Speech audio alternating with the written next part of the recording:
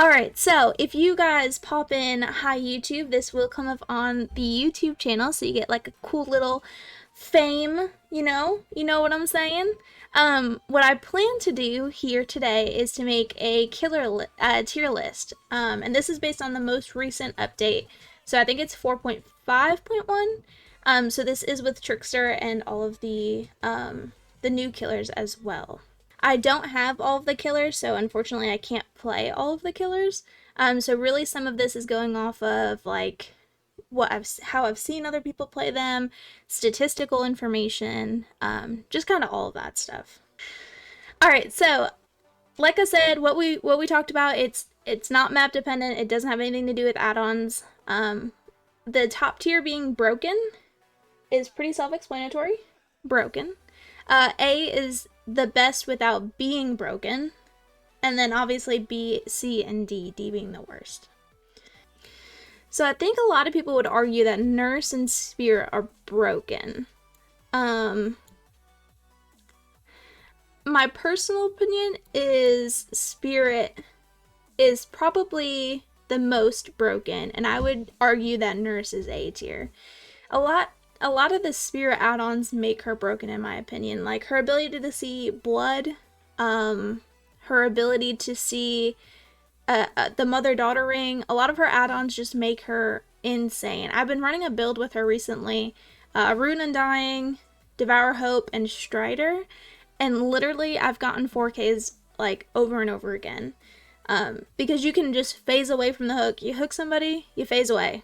And now you've got Devour Hope activated. It's literally insane. You'll notice in a lot of tournaments too that Spirit is either not allowed or you can only play her once in the whole match. So tournaments are kind of the same way. When you sign up for a tournament, you can only do like one killer out of A tier, one killer out of B tier, one broken killer, one C tier. So to try to make it more fair, and in that, Spirit is almost always in the broken category. From playing Freddy, he's broke as fuck right now. He is. He for sure is. I'm gonna probably put Freddy in the A category. I don't know if he's broken in the same... I don't know that I could compare him to a Spirit, is I guess what I'm trying to say. Hitbox is ridiculous. Longsword slaps the gate locked down after the hook. He's hard to beat. He's absolutely hard to beat. But I would put him more towards a Nurse than I would a Spirit. And we're kind of putting them in order, right? So in this scenario right now, Nurse would be above Freddy, Freddy would be above Hag, and so on and so forth. So in this kind of layout, you can kind of say like Nurse is the highest of A tier, Hag is the lowest of A tier. So I actually would put Hag in a similar category, almost between broken and A. So a lot of people don't realize how powerful Hag is. I think she's not used because she's definitely a different type of killer. She's not a chasing killer. She's a set up a web of traps, lure the survivors to that area, and then just, dominate. So she is definitely, I would honestly put her next to Nurse. I would put her second to Nurse. She can dominate. Oh, sorry, somebody just maybe came home. But I would definitely put Hag in the A tier status. She puts down a web of traps and she's literally unstoppable. She can trap her own totems, and when she does that, she can immediately teleport and come get them if somebody tries to do her totems, which is a little bit different than Trapper, right? Trapper doesn't know that somebody's at his totem until they're about to touch it. Whereas Hag, as soon as they get near the totem, she knows it, can get there within milliseconds, and then kill them. You're doing awesome. You guys are so nice. So nice, so nice. Alright, so I'm going to go to the bottom and put some of the worst killers in my personal opinion. Obviously, Trapper. Trapper is going to be all the way down here. He's just so bad. personally love playing the Trapper. If there was any killer that I would just play relentlessly, if I could have all of the best add-ons all the time, I would absolutely play Trapper. You're killing me. I think it depends on who he's playing him. We've got to consider all maps. We've got to consider add-ons. The fact that you have to put add-ons on Trapper to make him useful, to me that in of itself is broken in a bad way. Where he automatically starts with 2 traps or can teleport or transport 3 traps, I think. If that was his base power, or if he could get traps out of lockers, I would 100% agree. I would not say that Trapper is the worst killer. But the fact that he can't do that, and the fact that he's missing his power because of he's so map dependent, it's unreal. Think about the time if you were Trapper and you went to, let's say, Laboratory, and all of Laboratory is all of these corners that he needs to go get these traps around, but the door's closed because the survivor hasn't done the gen yet. So you're not being able to use your power literally at all.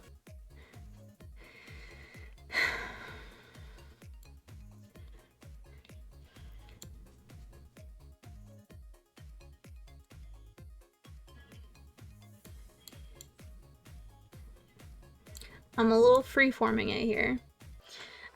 So I'm kind of freeing it up, you know?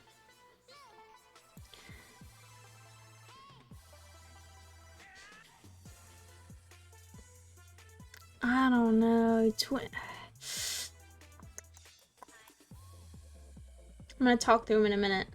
Just say it, Cass. Bubba's A tier. I'm here-ish, right?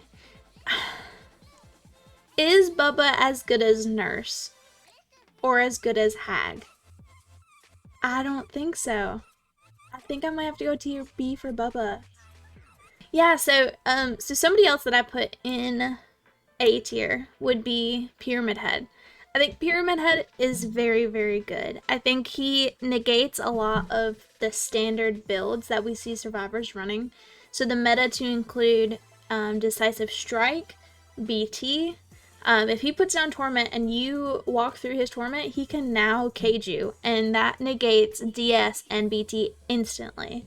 Now that's aside from the BT change that's coming, so kind of keeping that out of mind right now. He negates that, and that is beautiful. The fact that he can do the Final Judgment is really good. You pair him with something like I'm All Ears, and a survivor fast vaults the window and you can see where they go and use your power, instant down, right? Or instant hit. I love Pyramid Head. He's one of my favorites for sure. He's one of my favorites to play against because they have to be so, like, predictable, right? And it's kind of the same with Nurse, too. Nurse is one of my favorite killers to go against. She blinks one way, try to break the line of sight. If she blinks back, maybe you run the way she blinked from, right? So the predictiveness is probably my favorite type of killer to play against. Alright, so Bubba in B tier. I don't want to talk about it. I'm sure Key will fill you in. I hate playing against Bubba's. Hate it to my core. I actually put up a TikTok, and if you guys don't have the link for that, exclamation TikTok in the chat. But we tried to boost with him, and it was just terrible. Bubba is Bubba. B for Bubba, right? We should just name this category Bubba, and he'd be the only one in there. I would definitely say he's not A tier. I don't think he's comparable to like a Nurse, a Pyramid Head, or a Hag. But I think he's definitely a strong candidate. Alright, so we're going to go through these two, the rest of these, and then we'll place the rest of these. So Pig is, I'm heartbroken. I always wanted to main Pig because I think her primary power is so cool. So I watched some experiments on her traps. So she can put a trap on somebody, and if she plays the right add-ons, or the RNG for the map is really good, or the RNG for the trap taker offers, I don't know what they're called. She can be nasty. on a typical basis, from what I've seen, like 1 in 5 survivors die to her trap. So that in of itself is pretty strong. She's literally not doing anything. She takes an extra 2.3 seconds, I think it is, to put a trap on somebody's head before she hooks them, and she just lets the rest do itself. I do think her primary power is very strong, but I think she's very, very map dependent. I probably would say similar things for Michael. Michael probably could go down to D tier. You don't see him in comp at all. And it's kind of a trend, right? So if you watch any comp or tournaments, you'll see they kind of use the same killers over and over again. Michael depends on dumb survivors to get his power. And that's scary, right? So at high ranks, you don't have 2 people just chilling on a gen, nothing to see here, right? You have survivors kind of aware of their surroundings. Either they're on comms, they've got spine chill if they're really like, oh, I don't know, kind of a thing. But you literally rely on how dumb your survivors are to get your power, and that's super scary to me. Ghostface. So I've played Ghostface, and again, kind of just to recap, when I talk about these, I'm not thinking map dependent as far as like, oh well, on this map they're really good, or this map they're really bad. Not taking add-ons too much in consideration, but still considering them. But Ghostface is just awful. He's just awful. Terrible game at that point. Yeah. He's just awful. He needs to have add-ons all the time. His ability to be revealed out of his shroud during somebody being hooked. So you've got a survivor just hooking, he's on the hook, dangling, nothing to do. He can literally take him out of his power. That's not right. So I definitely put Ghostface on bottom tier. I also put Wraith on bottom tier. Even though his buff has helped him significantly, he's still an M1 killer, right? So he doesn't really have... He needs a lot of insta-down perks to be successful, in my opinion. So I've left him at D tier. We'll put Huntress. I would put Huntress above Cannibal, but still on B tier. Her ability to be able to cross map, she doesn't really have a maximum distance when it comes to being able to use her power. Her M2 into her M1 is literally like, I mean, it's perfect. You can M2 throw a hatchet and almost immediately M1. That's insane. She's very good at what she does. 5 hatchets I think is perfect. Her ability to be able to carry more if you have add-ons. Eerie hatchets. They are changing that a little bit tomorrow, in that you can only carry 1 eerie hatchet, because right now you can carry up to 3, I think, with the best add-ons. So I would say she's top of B tier. So Blight, I would put Blight in B. I don't know that we've had enough time to see if his FOV changes have really helped. So anybody who hasn't seen what old Blight looks like, I would go look it up. His FOV before the last release was like worse than Victor's, okay? So he couldn't see anything. So now that he's got the FOV changes, he might bump up.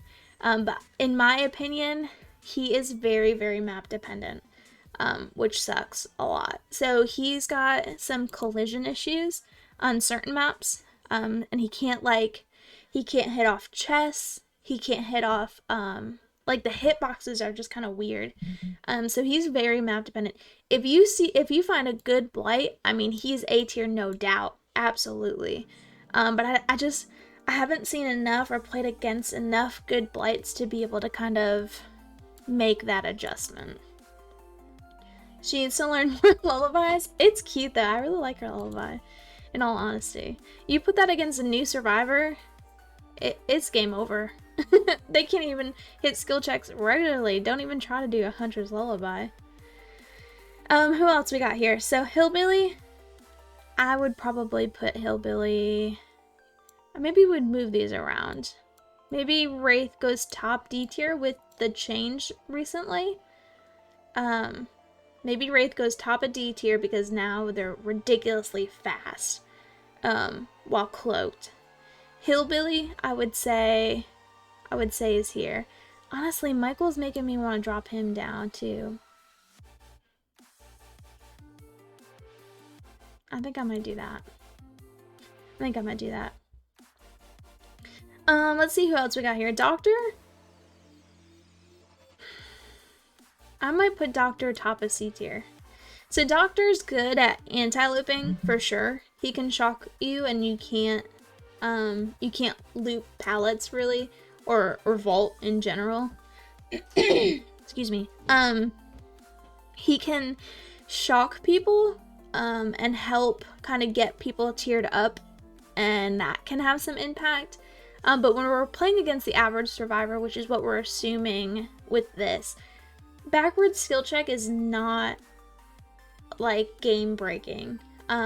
It's hard, don't get me wrong, but it's definitely not game breaking. So his best power, in my opinion, is that he can, you know, shock and kind of get the info for other people. I would say Twins is probably top of B tier. They're actually getting a nerf tomorrow, so I'm interested in see how that works. Works against strength people, right? They're actually getting a nerf tomorrow. So we'll see how that changes things. But their ability to camp things, their ability to switch back and forth from Victor to Charlotte is crazy. The Victor in of himself is really useful. Being able to down people and kind of camp them with Victor. Being able to camp exit gates, being able to fake survivors. I got faked out by somebody who downed somebody with Victor, moved him away, switched back to Charlotte. I went to try to get that person up, and they immediately switched back to Victor and killed me. So there's been some really good Twins mains since they came out not too long ago.